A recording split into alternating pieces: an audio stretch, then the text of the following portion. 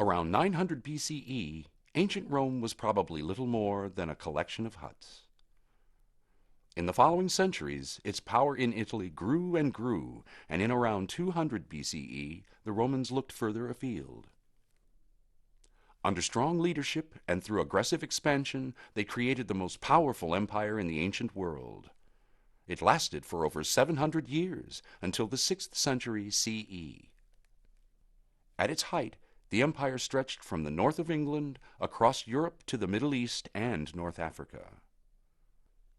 Many of the remains of Roman civilization can still be seen in these places today. By the early 4th century CE, the former village of Rome was a magnificent city of palaces, temples, public squares, and stadiums for large-scale public events. A number of public monuments recorded the conquests of the Roman armies. Spectacular games and public spectacles were an important part of Roman civic life.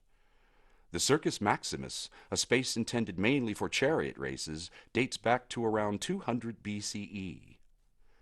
Around the year 14 CE, the Emperor Augustus converted the circus into a grand stadium. Another emperor, Trajan, expanded the circus's seating capacity around 100 CE. Today, the circus is a grassy expanse in the center of Rome, but we can still imagine chariots racing around it, watched by cheering crowds. Public entertainment was hugely popular in Rome. In the year 80 CE, Emperor Titus opened a stadium with a capacity for 50,000 people located at one end of the Forum Romanum. The opening was marked by games lasting for 100 days. This stadium is known to us as the Colosseum, named after a colossal statue of Emperor Nero that once stood nearby. The fact that the Colosseum still stands, largely intact, is a monument to Roman engineering skills. Particularly impressive is the use of concrete on a massive scale without support from steel reinforcements that builders use today. The Colosseum stood on an oval concrete foundation 170 feet wide and 40 feet deep. A structure 160 feet tall rose from these foundations. The inner skeleton was concrete, but the seating was marble and the exterior elegant travertine limestone. The Colosseum was the scene of gladiatorial combats and wild animal hunts to keep the people of Rome entertained. Beneath the main floor of the arena were waiting rooms for the gladiators, animal cages, and machinery. Shortly after Emperor Titus died in 81 CE, an arch was built in his honor. It commemorated Titus's victories in Judea and honored him as a god. 18 years after the opening of the Colosseum, another emperor recorded his own military victories with a spectacular project, the Forum of Trajan. Visitors to the Forum passed through a gate crowned by an impressive statue of Trajan driving a chariot to an open plaza of 380 by 312 feet. In the center was an equestrian statue of the emperor trampling on one of his enemies. At the far end of the plaza stood the Basilica Ulpia, said to be one of the most beautiful buildings in the Roman world. Sadly, neither the basilica nor the statue still exist today. On the hill to one side of the Forum was a complex of shops. Constructed of concrete and brick, the Market of Trajan included an indoor market hall, much like a modern shopping mall.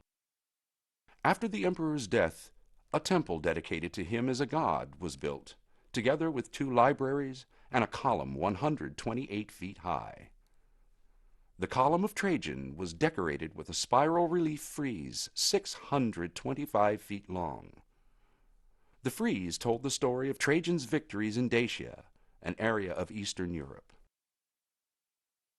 Trajan's successor was Hadrian, who became emperor in 117 CE. He traveled widely around his empire, and wherever he went, monuments were put up in his honor. But the most famous architectural achievement of his reign was the Pantheon in Rome, a temple to all the gods. Visitors to the Pantheon enter through a traditional porchway of Corinthian columns, but once inside, they are confronted by a spectacular feat of ancient engineering. The Pantheon consists of a circular concrete cylinder covered by a dome, also of concrete, 142 feet in diameter and 142 feet high. At the top of the dome, a circular opening, known as an oculus, is 30 feet in diameter. The Pantheon demonstrates the skill of Roman engineers who specialized in concrete.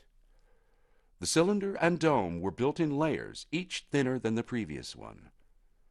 The engineers also selected lighter stones to mix with the concrete used for the upper layers. The interior walls and floor were covered in luxurious marble.